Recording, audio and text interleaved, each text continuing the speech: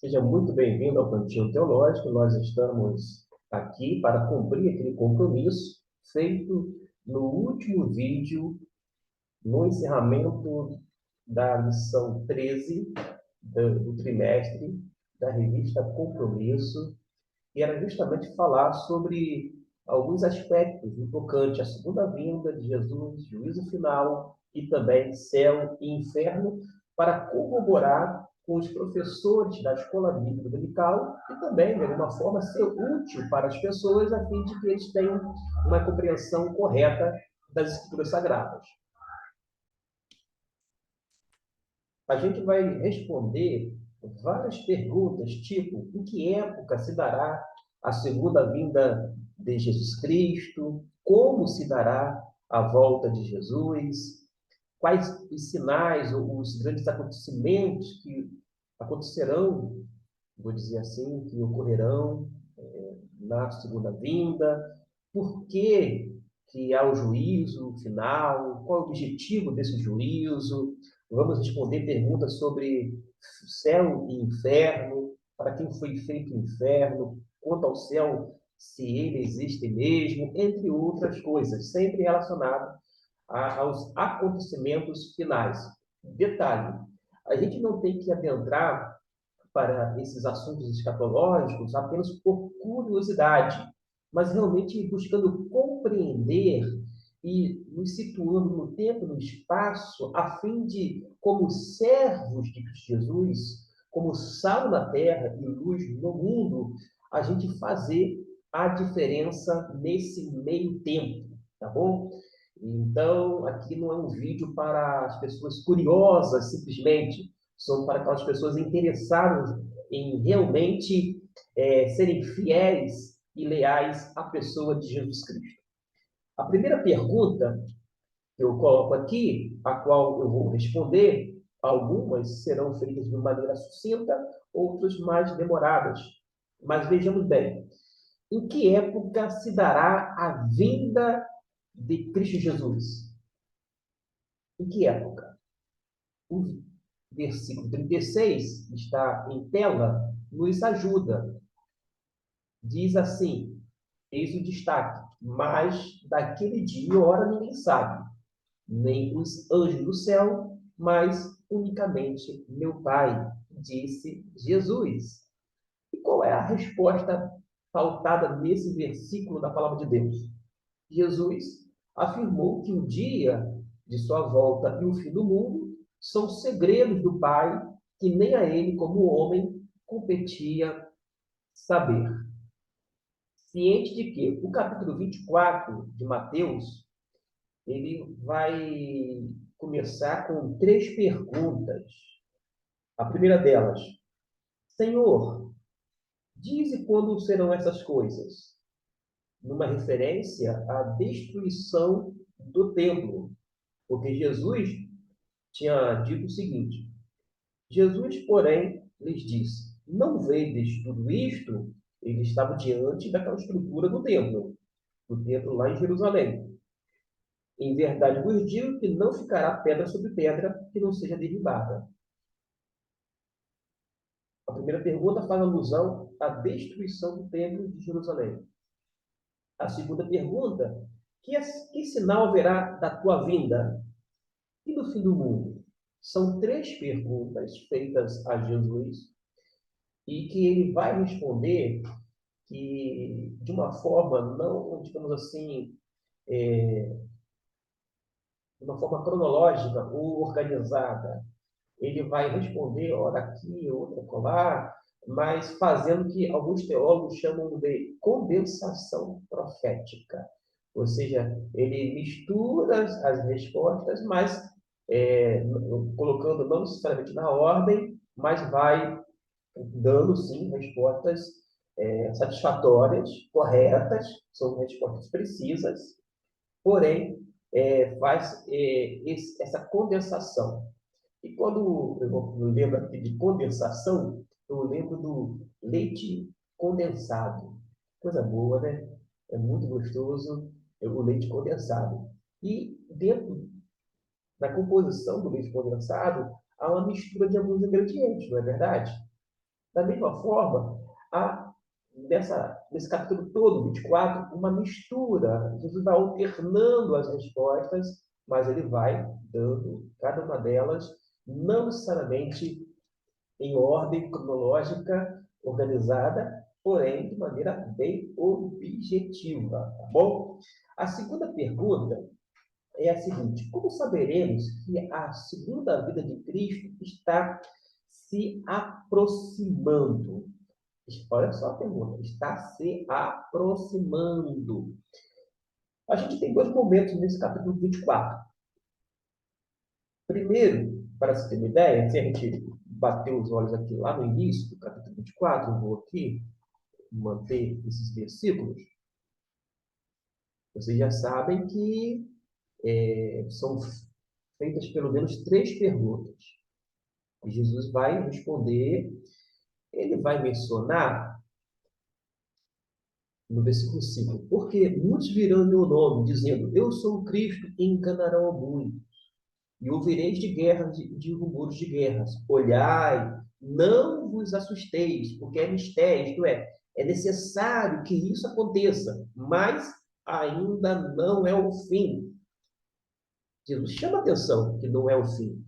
Mencionou guerras, pessoas que vêm em nome dele, ou seja, a gente vai ter, por exemplo, surgimento de falsos cristos, Mateus 24, versículo 4, vai mencionar no versículo 5, versículo 23 e 24.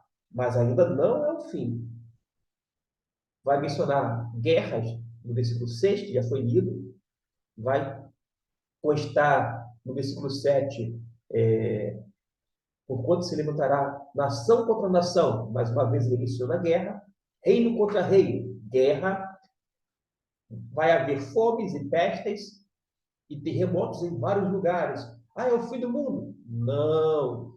Ele diz no versículo 8, faço destaque aqui embaixo, ó. Mas todas estas coisas são o princípio de dores. O princípio de dores. Lembra aquela frase de Jesus acima? Mas ainda não é o fim. Não é o fim. São princípios de dores. Quando fala, mas ainda não é o fim, é essa parte final do versículo 6. Mas ainda não é o fim. No versículo 8, quero destacar aqui, 8 até o 13. Vou deixar em destaque aqui. 8, 8 até o 13. Ó. Compreende tudo isso aqui. Ó.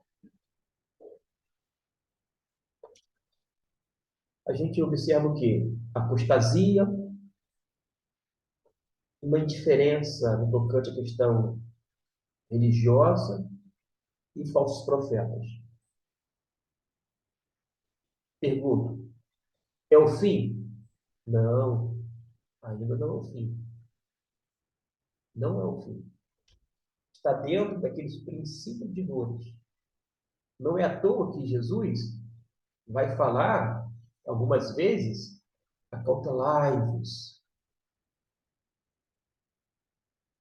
Ainda não é o fim, é o princípio das dores.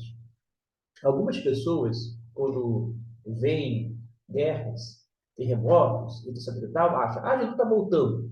Gente, a Bíblia já nos diz, no versículo 36, do versículo 24, que a gente não sabe o dia e hora que Jesus vai voltar.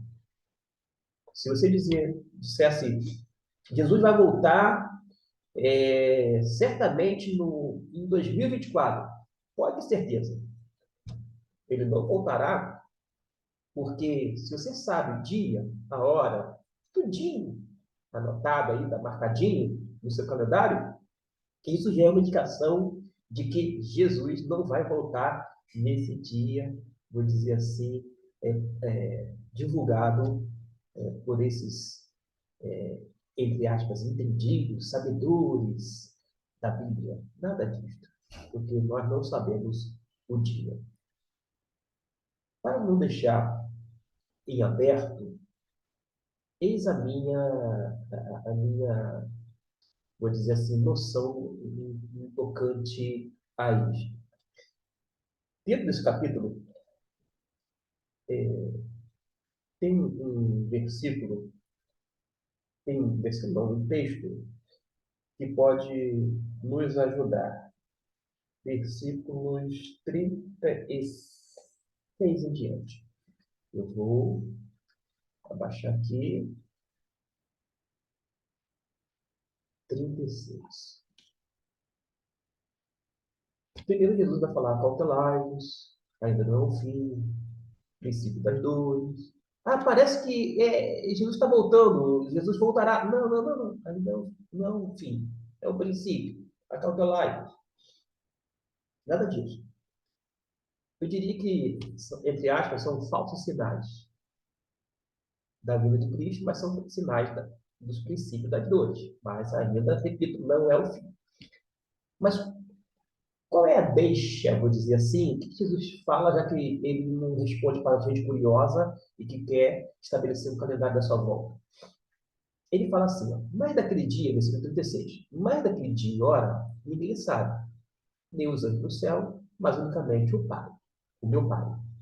E como foi nos dias de Noé, ou seja, semelhantemente, quando fala que como, aqui, ó, e semelhantemente, como foi ou se deu nos dias de Noé, assim será também a vinda do Filho do Homem. Aí você faz aquela pergunta, como assim? O texto responde, porquanto, assim como, de maneira semelhante, nos dias anteriores ao dilúvio, comiam, bebiam, casavam e davam-se em casamento, até o dia em que Noé entrou na arca e não o perceberam, até que veio o dilúvio e os levou a todos. Assim será também a vinda do Filho do Homem. O que isso indica para mim? Que Jesus, ele virá quando tiver, vou dizer assim, uma aparente normalidade. Coloca isso na mente e no coração. Faz que nem Maria, guarda no coração. Deixa aí, guardadinho, que eu vou falar aqui. Aqueles, entre aspas, sinais, que muitas vezes a gente chama uma referência direta à volta de Jesus. Jesus está retornando agora, está já com a porta entreaberta. Na verdade, são sinais dos princípios das dores. Ainda não é o fim. Acautelai-vos. Calma, calma, gente. É necessário que tudo isso aconteça, porque desde que o mundo é mundo, sempre houve guerras. Desde que o mundo é mundo, sempre houve terremotos, pestilências, mortes, etc. E tal. Tudo isso sempre foi parte e fez parte do cenário mundial, gente. Mas ele diz, olha, vai surgir muitos falsos profetas desde aquele período do próprio Cristo. Cautelai-vos, ainda não é o fim.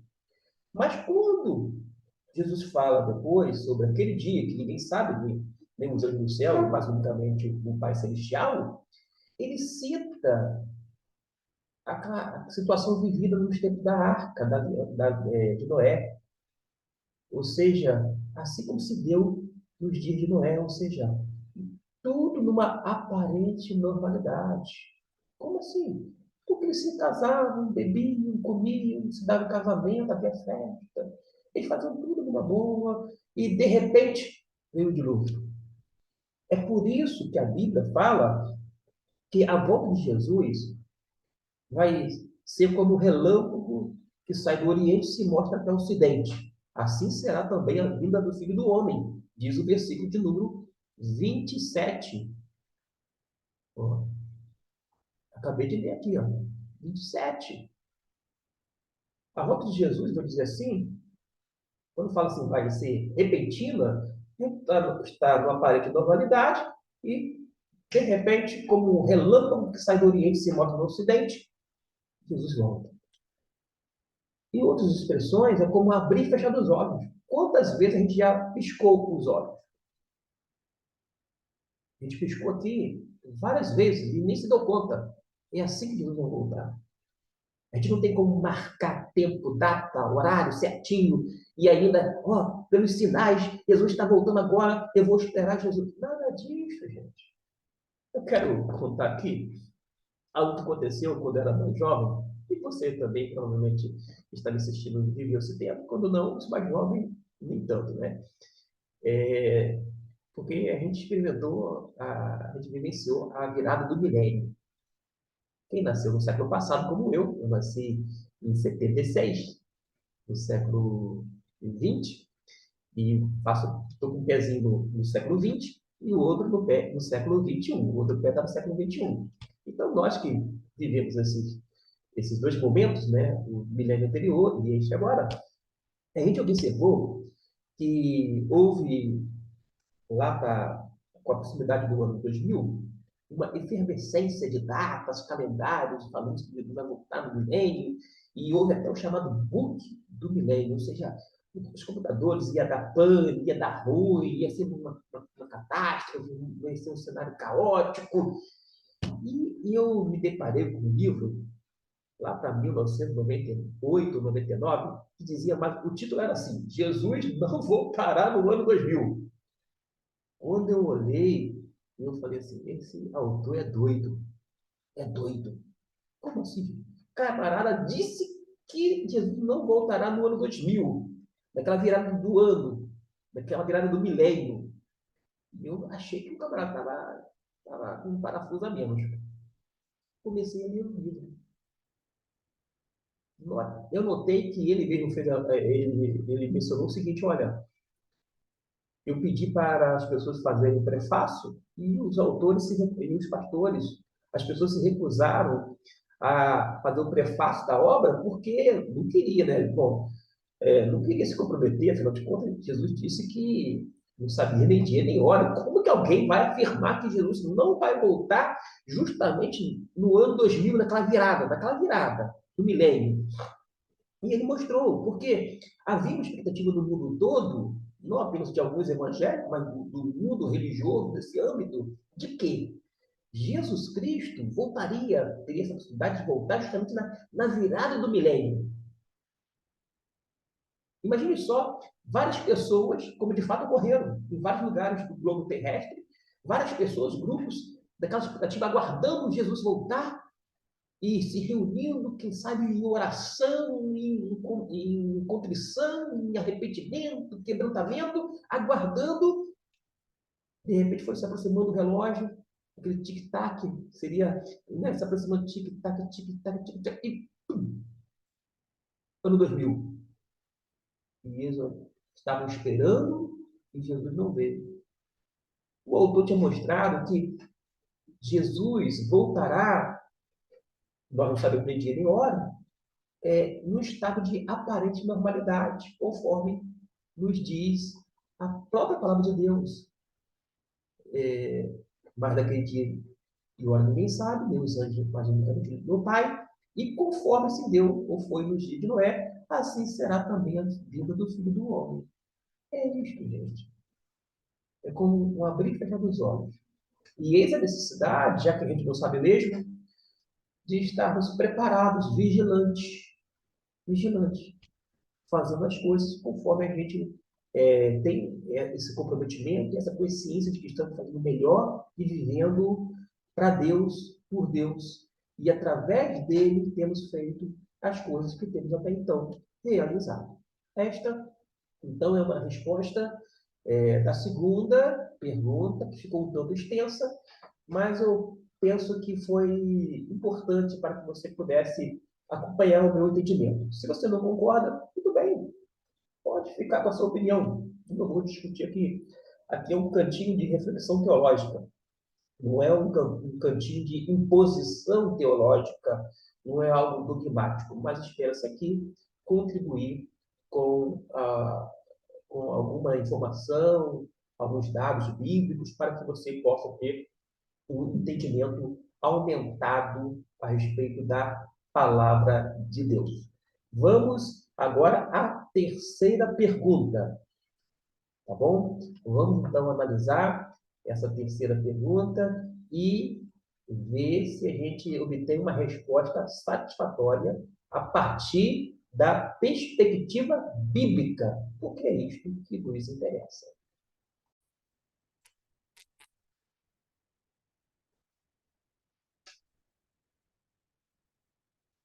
Vejamos, a terceira pergunta está para fazer pensar um pouquinho no nosso comportamento, no nosso agir, no nosso pensar, em nosso falar. Se não sabemos o dia da vinda de Jesus, o que nos resta fazer? Se a gente pegar o versículo 45 em diante, ó, você vai ter que ler 45, capítulo 24, até o capítulo 25, versículo 13. É um texto longo. Eu peço até que você, por gentileza, dê pausa nesse vídeo. 24, do 45, vai até o capítulo 25, versículo 13. E você vai observar que nós, como servos de Jesus, devemos estar prontos como se ele fosse voltar agora. A questão é, se você soubesse que Jesus voltaria amanhã, o que você faria? Aí você fala assim, bom, se Jesus viesse amanhã, eu que não ia na escola bíblica dominical, vou bater ponto lá, vou marcar presença. Eu não estava nem com vontade de ir na igreja no domingo, porque tinha outros compromissos. Não, não, não. Já vou desfazer esses compromissos e eu vou para a igreja do Senhor, porque quando Jesus voltar, eu quero estar reunido com o povo dele para estar de uma vez por todas e para sempre com o Senhor. Mas será que é isto que Jesus quer? Claro que não. Quando a gente lê do versículo 45 do capítulo 24 até o capítulo 25, versículo 13, a gente vai observar que nós precisamos viver de uma maneira comprometida com o Senhor, fazendo as coisas certas, fazendo ou realizando as boas obras para que estas glorifiquem a Deus. De modo que, se você está fazendo tudo conforme preceitua a Bíblia, você não precisa fazer algo diferente, é só continuar fazendo aquilo que você está realizando até então. Agora, independente de ele voltar hoje ou amanhã, se você não está, vou dizer assim, sendo leal a Jesus Cristo, fiel às Escrituras, se não está tendo uma vida cristã, porque como nova criatura, você precisa andar em novidade de vida. Se sua vida não é um diferencial, se a sua vida não dignifica o Evangelho, não glorifica a Deus, você pode, nesse momento, repensar seriamente a sua vida cristã ou ainda a sua vida religiosa. Quando isso não religiosa, não faça de maneira pejorativa, porque a gente é um religioso, sim. Se você vai domingo, após domingo na igreja, devolve os dízimos, se você cultua, você faz sua leitura, oração, age religiosamente com todos esses aspectos e muitos outros que eu mencionei aqui, você é um religioso. Acontece que às vezes a gente quer descolar, né? Eu não sou religioso, o importante é ter uma religiosidade. Aí chega lá mais na frente, religiosidade é um termo tão desgastado, eu quero agora falar sobre a espiritualidade. Gente, independente de terminologias ou nomenclaturas, religioso, religiosidade, espiritualidade, ser espiritual, etc. E tal, o importante é que você tenha a sua consciência tranquila diante de Deus, primeiramente, consigo mesmo, e também perante a Igreja de Cristo e, por extensão, a sociedade, já que você diz que é um servo do Senhor. Agora, a quarta pergunta: quando será a vinda de Jesus?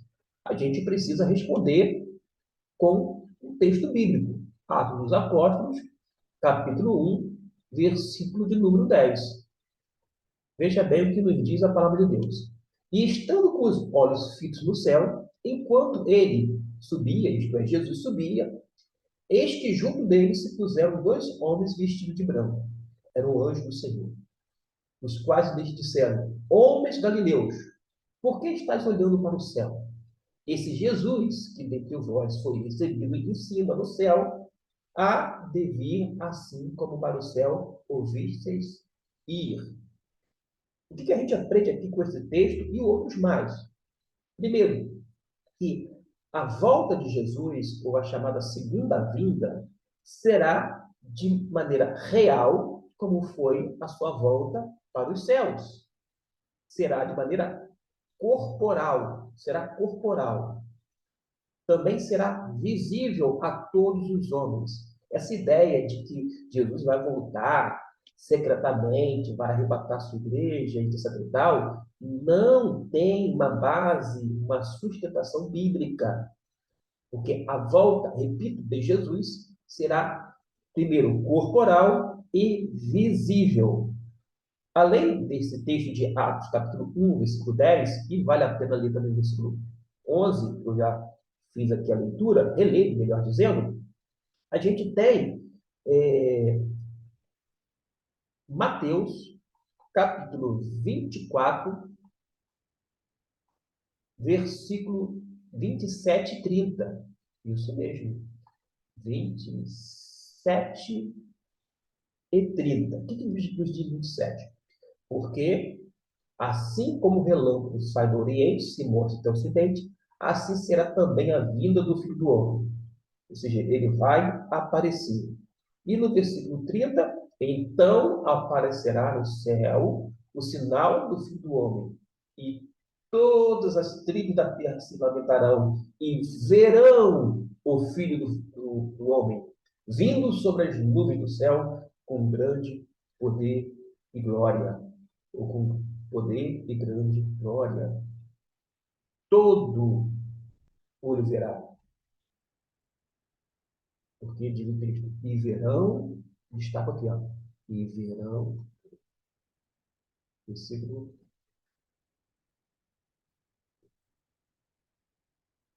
e verão o Filho do Homem.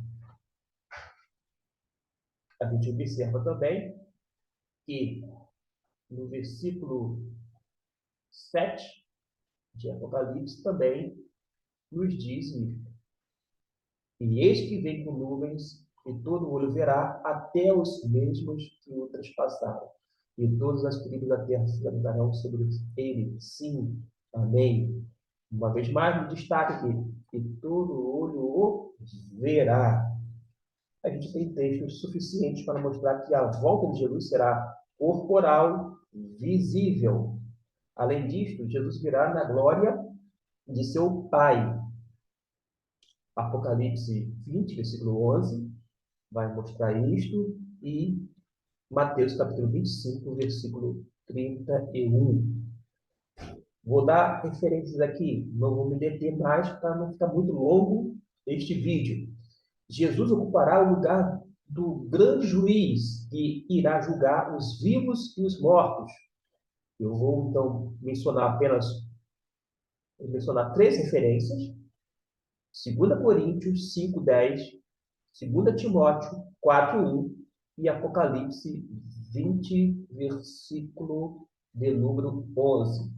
Farei a leitura do versículo 11, que nos diz assim: E vi um grande trono branco, e o que estava sentado sobre ele, de cuja presença fugiu a terra e o céu, e não se achou lugar para eles.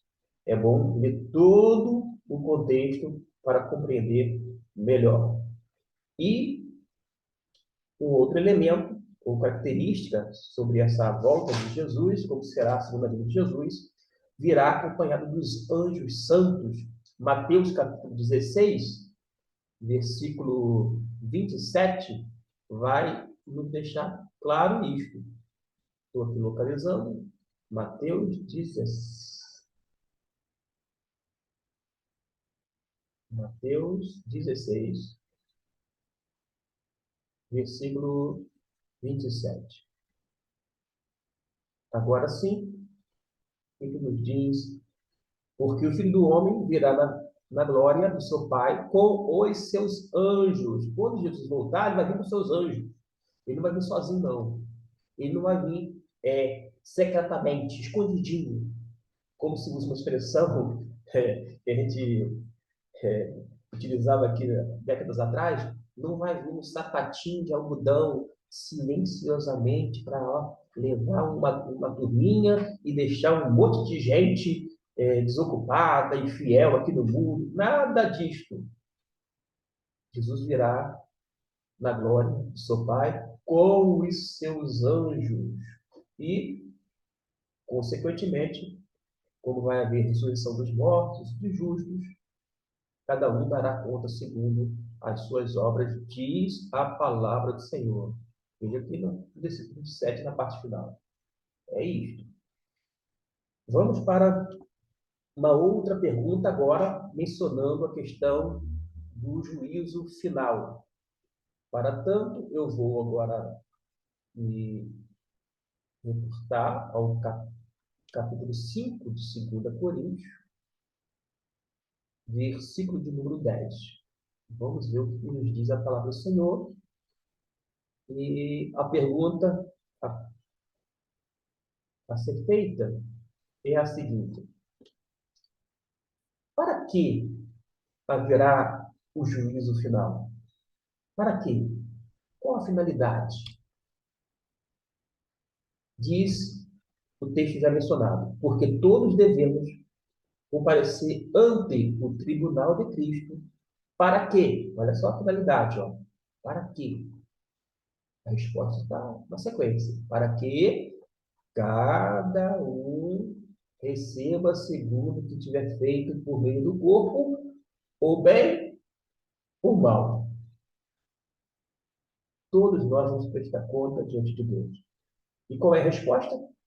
Será o momento em que serão julgados os feitos de toda a humanidade, praticados em vida, quer bons ou ruins.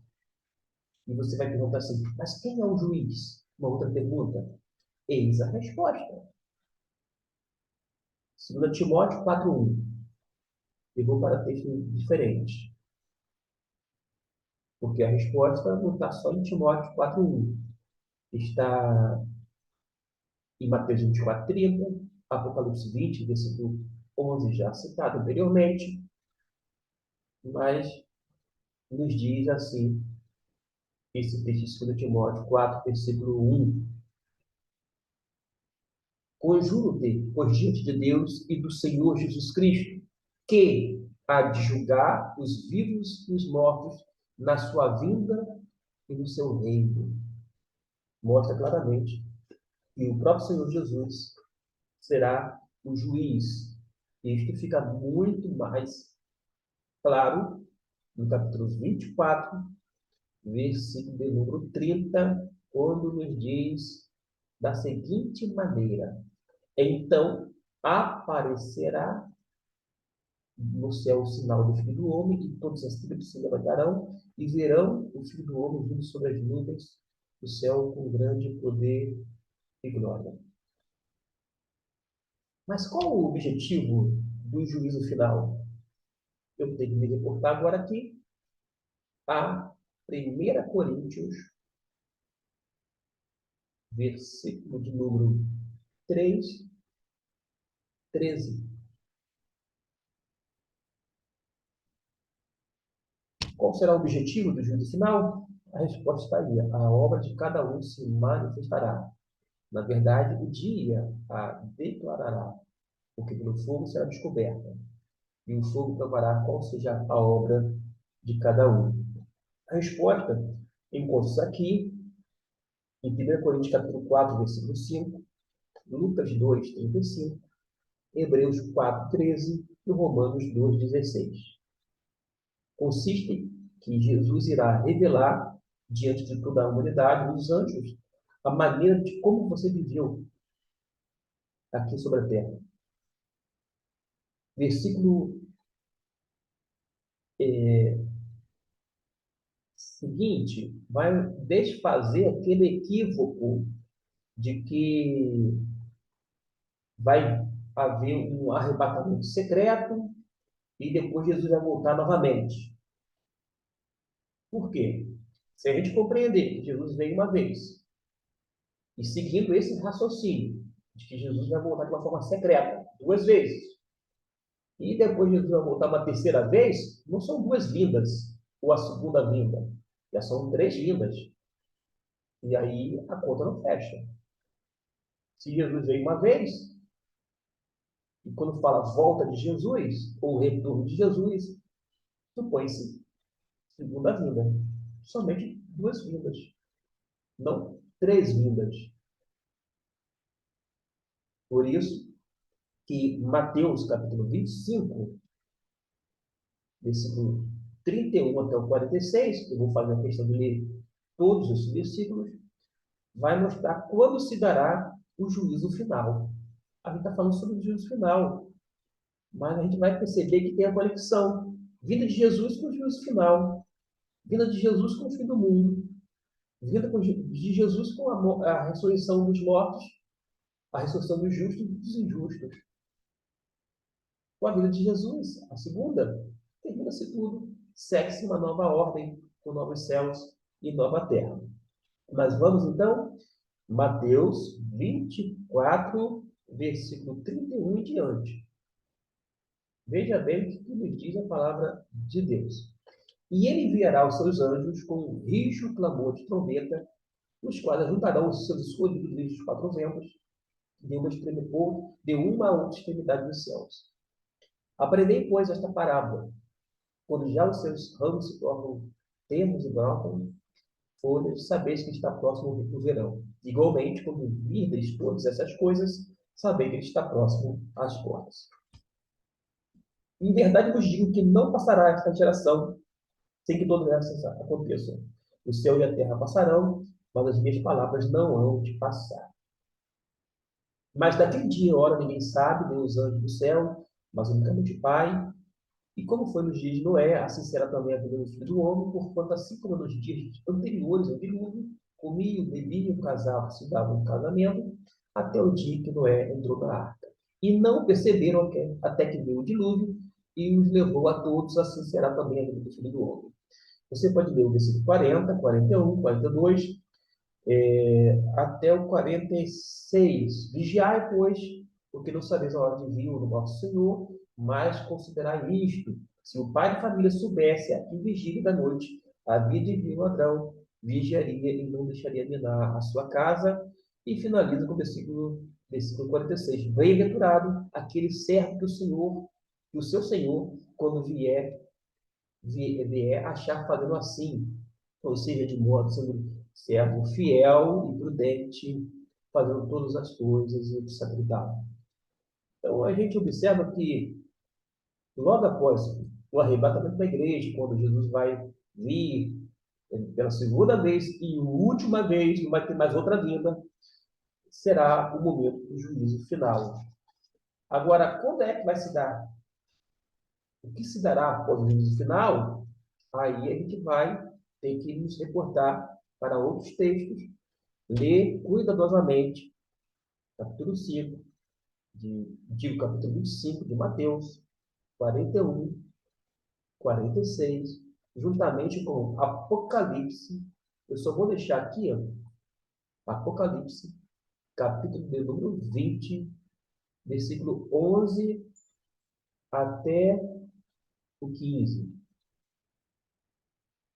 Você vai ter que ler isso aqui, ó, até o 15. Ó. Esse que está em destaque.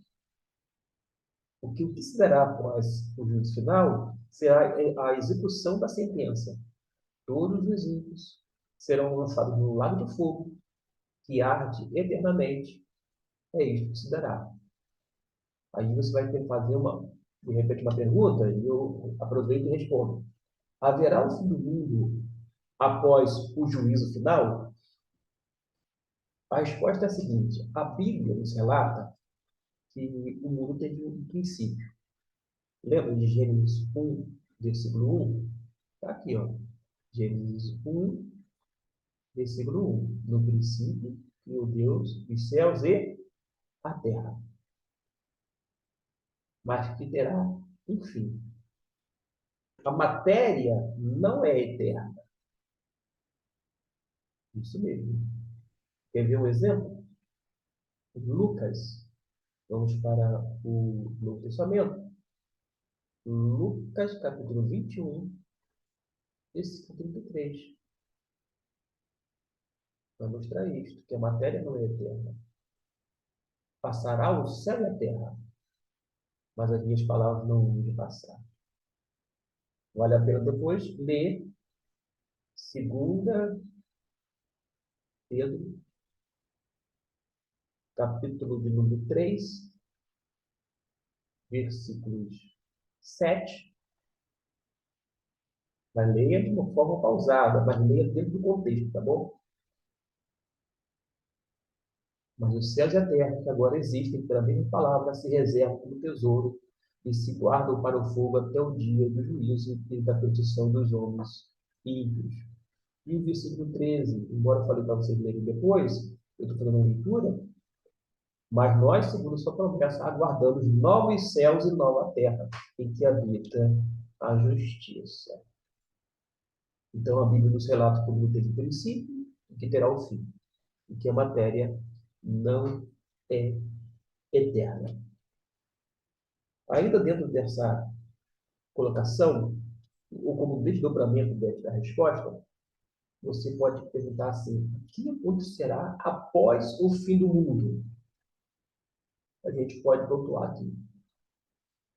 Com a segunda vinda de Cristo, será posto um ponto final à velha ordem existente sobre a terra, onde campeia o pecado.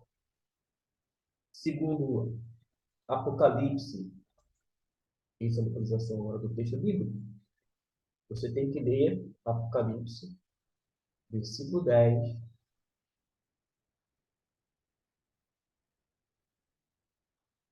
14 e 15. Por quê? Já terão sido lançados no lago do fogo o diabo, a besta, o falso profeta, a morte, os anjos caídos, o inferno e todos aqueles cujos nomes não estão no livro da vida. Isso você vai ver nesse texto. Apocalipse 20, versículo 10, 14 e 15. Mesmo dando esses três versículos em destaque separadamente, de forma estanque, a gente tem que conceber que é necessário ler o texto em contexto. Leia o parágrafo todo, porque contém uma unidade de pensamento. Tá bom? E dentro dessa resposta, em seguida, virá a criação do novo céu e da nova terra, onde o pecado não terá mais lugar. Para isso, você vai ter que ler, veja bem, tá? Capítulo 21, do versículo 1, ó, daqui, ó, 21, 1, até 22, versículo de número 5. Quando finaliza, e ali não haverá mais noite, e não necessitarão de lâmpada nem de luz do sol, porque o Senhor Deus os ilumina e reinarão para todo o sempre. Ah, é bastante texto. Claro que é bastante texto. Mas vale a pena ler e se debruçar sobre a palavra de Deus para tratar deste assunto, tá bom? Mas vamos avançar um pouco mais sobre algumas perguntas. Algumas pessoas perguntam assim para mim: o céu existe mesmo? O inferno existe? Ora, gente, eu vou começar de trás para frente, falando sobre o inferno. O inferno existe mesmo ou é imaginação dos homens? O que a gente pode falar? Primeiramente, as palavras de Jesus ensinam que o inferno existe como lugar e que é também uma condição de vida após o juízo final. O inferno é tanto um lugar como um estado. Quer ver um exemplo? Eu vou apenas colocar aqui para vocês se basearem. Eu não vou fazer a leitura, mas por gentileza, ou por favor, leia o texto indicado. Na parábola do rico Lázaro, por exemplo, capítulo 16, olha a fonte, ó, 16, no versículo 19 em diante, até o 31, tá? Aqui começa a parábola do Lázaro. Jesus procura mostrar as diferenças que existem entre céu e inferno. Em Mateus, capítulo 5, versículo 22, 5, 22, ó, deixa eu localizar aqui, ó, 22 e 29, você vai ter que ler também, esses dois, e 29, Jesus mostra isso, as diferenças entre céu e inferno. O que Jesus vai nos mostrar? O inferno como uma condição, que é uma separação definitiva do homem. Jamais ele poderá reatar o seu relacionamento com Deus. Quando a pessoa parte para a eternidade sem Deus, já o destino está lacrado, gente. Não tem como reverter essa situação. Por isso a necessidade de aceitar a Jesus em vida, tá bom?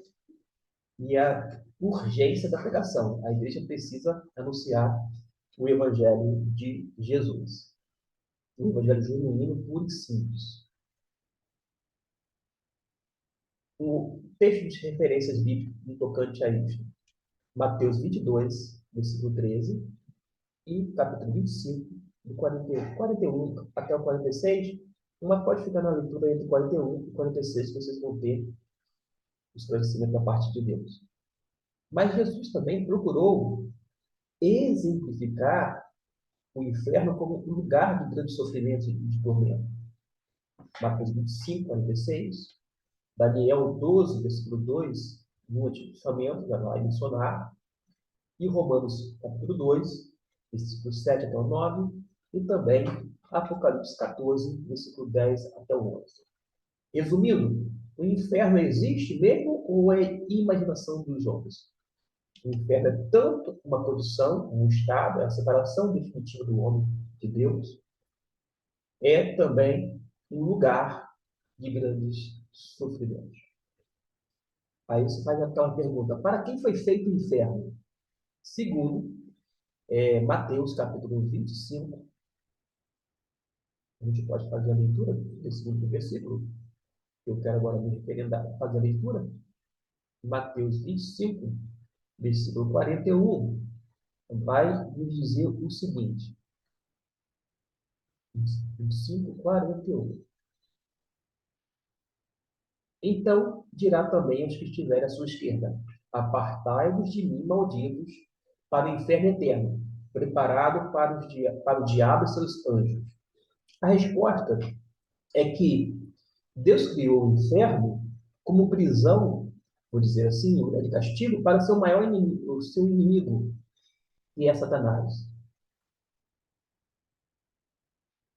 Mas todos quanto o seguem, como se fosse seu pai, receberão o mesmo castigo, porque João, capítulo 8, versículo 44, lá no finalzinho, vai deixar claro isto.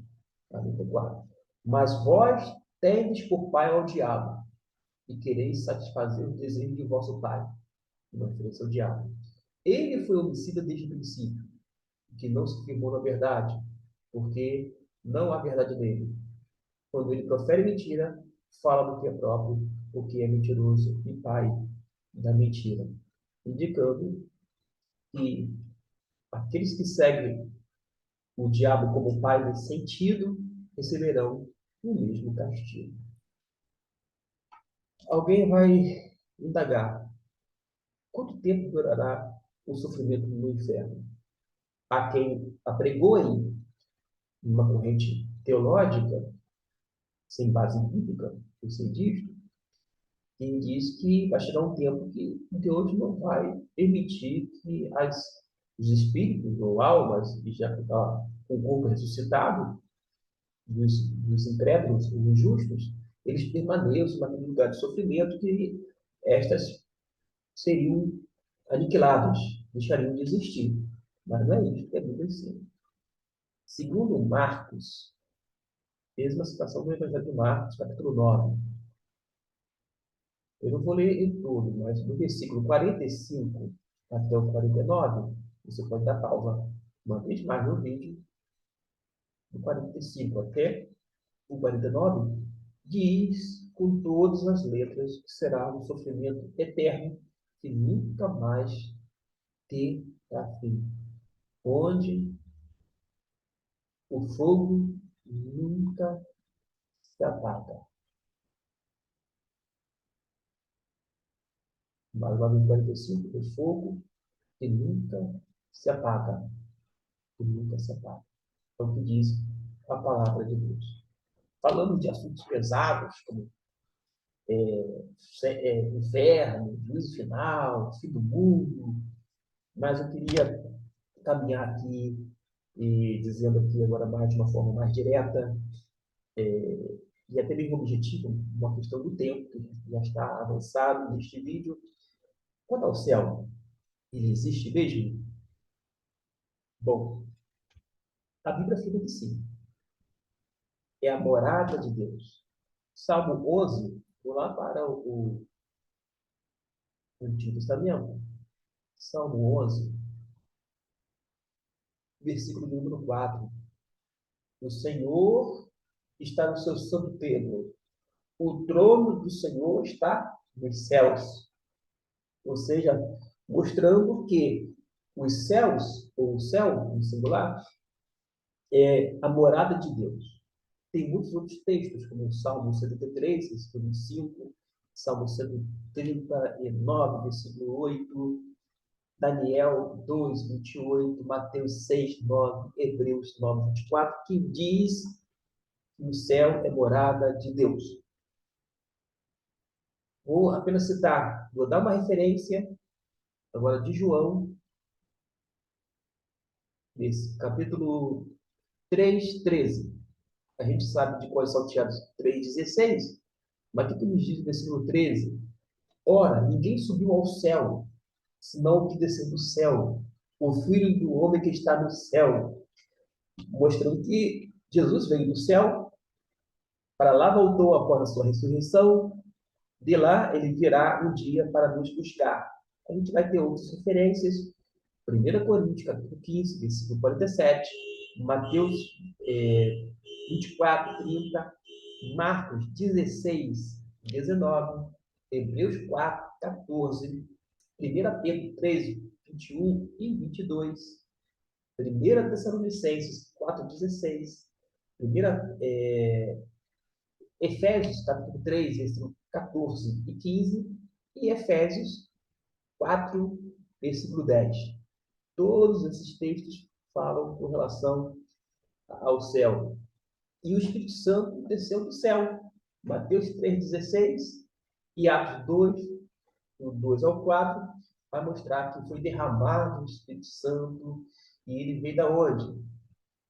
Só das nuvens aqui? Não, veio dos altos céus que desceu sobre aqueles homens, sendo assim concedido a habitação, o morada do Espírito Santo de uma forma permanente em cada um dos seus. A gente vai observar também que o céu não é simplesmente uma condição ou um estado, mas também é um lugar, porque nele existem, vou dizer assim, o arquivo de Deus. Como assim?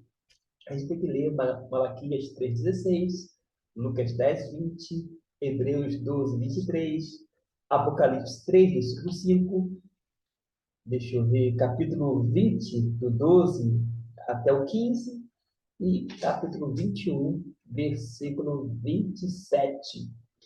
Vou fazer a leitura desse 20, deixa eu ver aqui, 21, versículo de 21, 27, de Apocalipse. O que nos diz aqui? E não entrará nela coisa alguma que contamine e cometa abominação e mentira, mas só os que estão escritos no livro da vida do Cordeiro.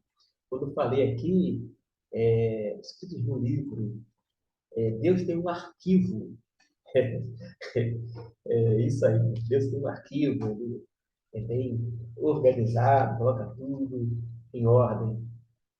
Tem muitos textos que poderiam ser dados, que a Bíblia afirma que o céu é um lugar, como Apocalipse 12, 7 e 8, e é um lugar também dos salmos, lugar conforme está escrito em Lucas capítulo 1, versículo 7, Apocalipse 6, versículo 9 até o 11, e do capítulo 7, do 9 até o 17. Aí alguém vai perguntar assim, antes de terminar esse vídeo, vem cá, não vai embora não. Pergunta assim, o céu é diferente do paraíso? São coisas distintas? Eu respondo apenas com referências bíblicas. Você, como alguém mais do que curioso, mas como estudante da Bíblia, discípulo de Jesus, veja na sua Bíblia direitinho. Eu não vou projetar aqui em tela, mas mostra que o céu e o paraíso são a mesma coisa. Você pode confirmar isto com dois textos bíblicos. Leia Lucas, capítulo 23, versículo 43, e 2 Coríntios, capítulo 12, versículo 4, tá bom? E você vai confirmar que o que está sendo dito aqui é a verdade. Quem irá para o céu? No céu entrarão somente os remidos pelo sangue precioso de Cristo Jesus. A gente vai verificar em Apocalipse, capítulo 7, versículo 13 e 14. Quando é que o céu se inicia para o ser humano?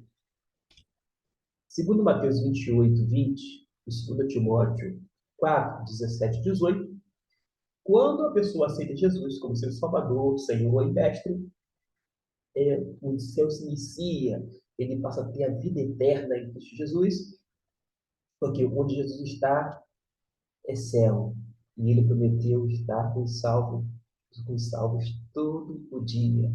Então, por mais que a gente esteja aqui, nesse planeta, dentro desse plano terreno, a gente está com Jesus, porque Jesus está em nós através do seu Espírito Santo, e a nossa vida é tão abençoada que, segundo Efésios, nós somos recebemos bênçãos, estamos sendo abençoados nas regiões celestiais em Jesus, porque nós já estamos reinando com Cristo nas regiões celestiais. E quando é que o crente entra no céu?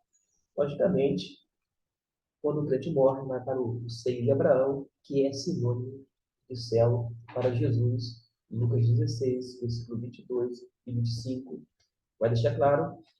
Aí o crente fica lá no céu, aguardando o juízo final, na presença de Deus.